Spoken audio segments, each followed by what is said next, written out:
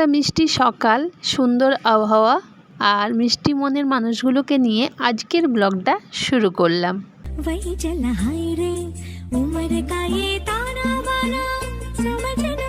শুভ সকাল আমার সকল বন্ধুদের, আশা করছি তোমরা সবাই খুব ভালো আছো। আমিও কিন্তু তোমাদের ভালোবাসায় আশীর্বাদে খুব খুব খুব ভালো আছি।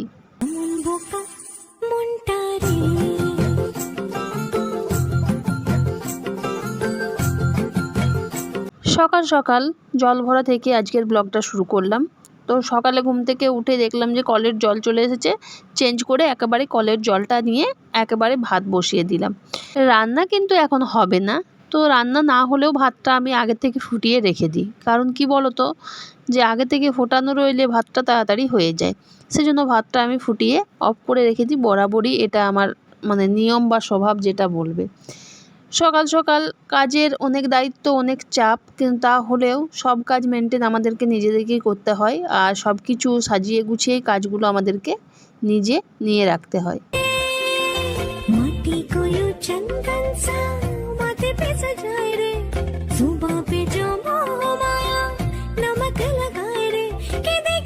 একদিকে বাসি কাজ করছিলাম, একদিকে এরকম কাজ করছিলাম, ওই জন্যই আমার তাড়াতাড়ি আজকে কাজগুলো একটু হয়ে গেল। তো রান্নার ব্যাপারটা তোমাদের সাথে শেয়ার করতে চলে এসেছি। বড়ার টক হয়েছে, ভাত হয়েছে, এখানে আলু সেদ্ধ, ধনেপাতা আর শুকনো লঙ্কা দিয়ে মেখেছি। এখানে হয়েছে কচু কুমড়ো বড়ি দিয়ে একটা সবজি। এই হচ্ছে আজকের মেনু। বাসি কাজ ছিল অনেকগুলো, সেগুলো করতে করতে আমার সে একই টাইম হয়ে গেছে।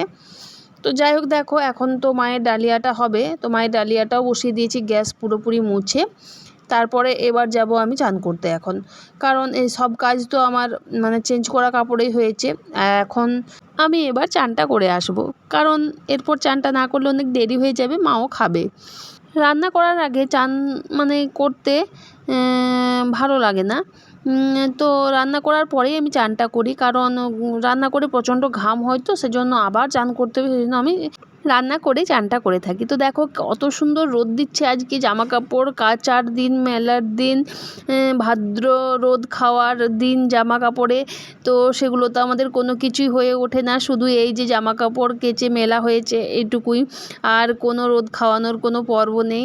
তো যারা খাওয়ানো তারা খাওয়ায়, ভাদ্র মাসের রোদ নাকি আলমারির জামা কাপড় খাওয়াতে হয়, লেপ কাঁথা বালিশ তোষকেও খাওয়াতে হয়, কিন্তু আমাদের সে সকল পার্ট নেই। আমাদের শুধু কাপড় প্রতিদিনকার যে জামা কাপড় থাকে সেগুলো কাচো আর মেলে দাও, সেই সকলই পার্ট। তো যাই হোক, এই পার্টটা আমার বাপের বাড়িতে আছে, সব জায়গাতেই আছে, সবাই করে, আমি করি না। কোনো বছর জামা কাপড় আমি দিই না। আর দেখো মেঘটা এত সুন্দর লাগছে। তো যাই হোক, দেখো রোদ দাঁড়িয়ে থাকলে তো চলবে না, চলো বাড়ির ভিতরে ঢুকি এবার, আর মাকে এবার খেতে দিতে হবে। আর আমরাও চট করে খেয়ে নেব, কারণ অনেকটাও বেলা হয়ে গেছে এখন। जहाँ नहीं जाना था ये वही चला हाय रे, उम्र का ये ताना बाना समझ न पाए रे, जुबान पे जो मोह माया नमक लगाए रे। সবাইকে খাইয়ে তারপরে আমি বসেছি খেতে। আর এই খাওয়াটা যে কি শান্তির বন্ধুরা, তোমাদেরকে বলে বোঝাতে পারবো না।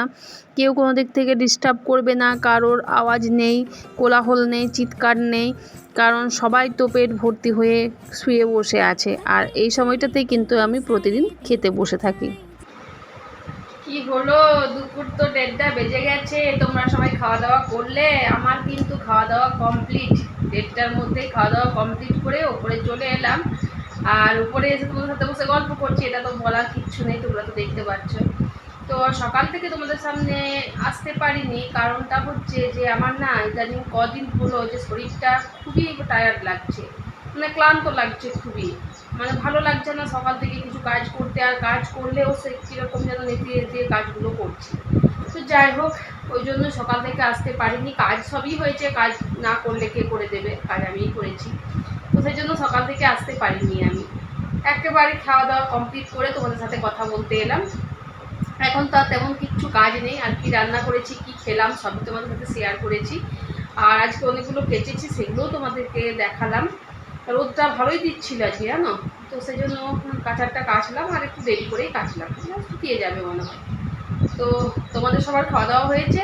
না হয়ে থাকলে চটপট করে খেয়ে নাও, অনেক টাইম হয়ে গেছে। তো চলো আবার আসছি পরে তোমাদের সাথে কথা বলতে। একেবারে সন্ধ্যের দিকে চলে এসেছি গরম গরম চা নিয়ে। আর চাটা হচ্ছে একদম আজকের দোকানের মতো। কে কে খাবে চলে এসো আমার হাতের চা। তো আমি বানিয়েছি।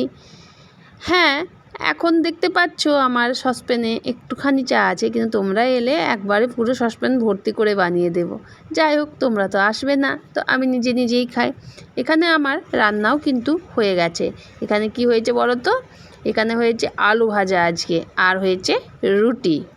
চা, রুটি, আলু ভাজা দিয়ে এখানে আজকের ব্লগটা শেষ করলাম। দেখা হচ্ছে তোমাদের সাথে আগামীকাল সেম টাইম নেক্সট ব্লগে। ততক্ষণের জন্য তোমরা সবাই ভালো থেকো, সুস্থ থেকো, আর এভাবেই দেখতে থাকো আমার সাথে আমার ব্লগ তড়িঘড়ি লাইফ।